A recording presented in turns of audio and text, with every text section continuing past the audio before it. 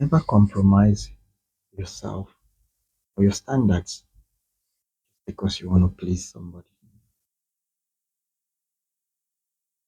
Don't get me wrong, I'm not saying you cannot shift grounds in relationship, but some relationship require you lay down your cards, tell it the way it is exactly, so that that relationship would be channeled towards a blissful journey.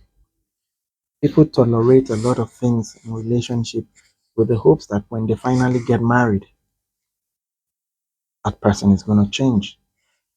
Nobody changes when they get married.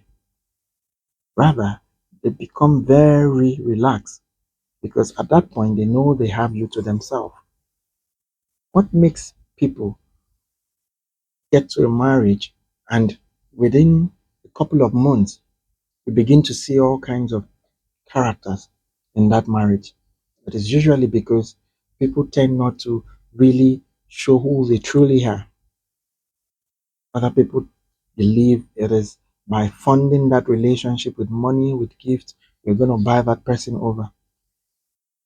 While in some cases you feel giving that person your body, your time, you know, giving wifey roles is going to earn you a good spot in their lives. Always be very, very clear on the terms of your relationship.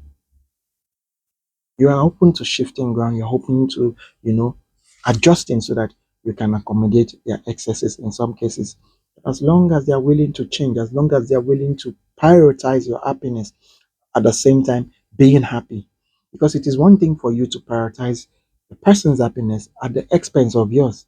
You can only do it for a little bit of time. You'll just be orbiting around that relationship. But at some point, you know within yourself that you're not genuinely happy. Picture this. There are things you like doing, and sometimes when you do these things, it gives you joy. It could be hanging out with friends, taking a walk, going to see families.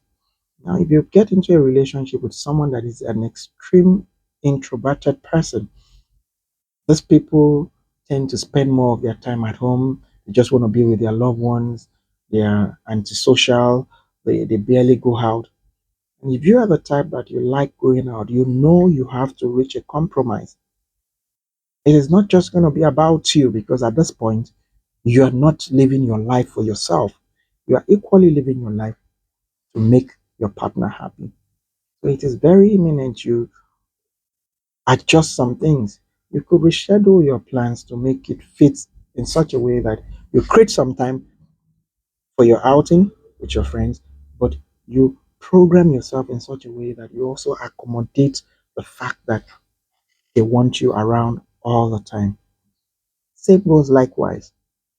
Are you in a relationship where pride seems to be the order of the day? You can only but do things for a certain period of time. Relationship is not always about who is right, who is doing what, and who is.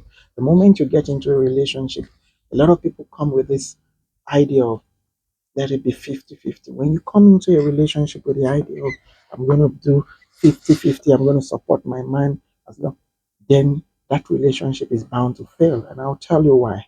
Because when you come into a relationship with that mindset of 50-50, you are projecting yourself to be that you can only, with your power, your energy towards that relationship is not on 100.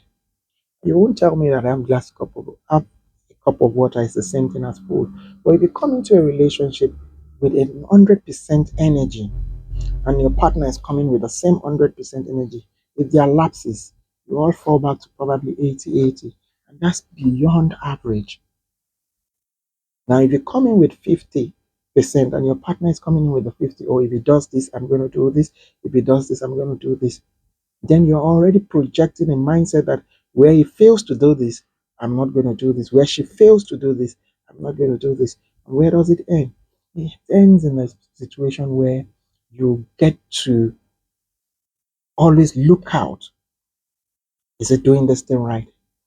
But when you come in with a mindset that I'm going to give up my 100 as long as he loves and cares for me, relationship grows when a partner notices that despite their shortcomings, this person is always being there for them. Are you a man in a relationship and You want so much of a woman to the point that you don't even give her her own time to be herself. You want a submissive person, and she's doing her best, but you have this mindset that she has to love you in a certain type of way. It's always very good to have relationship talks. Go out on dinner dates, sit and discuss how best you could fuel this relationship so that it grows and it prospers. Because lack of communication in relationship leads to all sort of misunderstanding.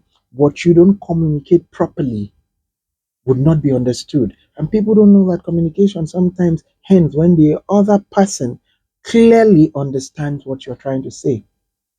If you're saying something, be plain. If you're expressing yourself, be very, very comprehensive.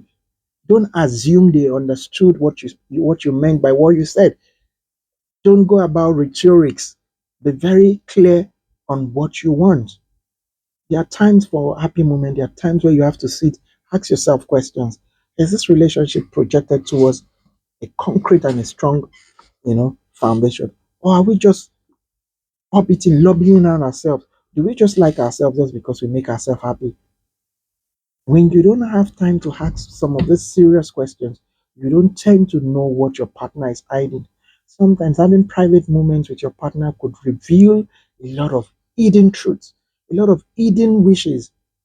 Take time out to ask your partner these two very important questions. Are you genuinely happy in this relationship? Listen carefully without judging. Listen without being defensive. Whatever they say, even if it's at the detriment of what you had expected, listen carefully and take note of those things because those are the areas you would have to improve on. And after you've asked that question, the next question is, how do I improve on making you happy? The same question should go to both partners. You would see that because you genuinely ask if they are happy in the relationship, it shows concern, it shows love, it shows affection, it shows that their happiness matters to you. And when you ask, how do I make you happy in this relationship? It goes overboard to show that you are willing to take that step to make them happy. And by so doing, things would align. And you'll see a very, very big improvement in that relationship. Keep pride aside. Keep yeses aside. Build a relationship to a point where you'll be able to be proud of the person you've become. Because there's no perfect man, there's no perfect woman. Give it a try today and see how it goes. Look into that relationship that is wallowing. Pray that things begin to go well for you. That relationship that you're beginning to second guess. You love this person so much, but their inconsistency and the things and the fact that they don't understand you.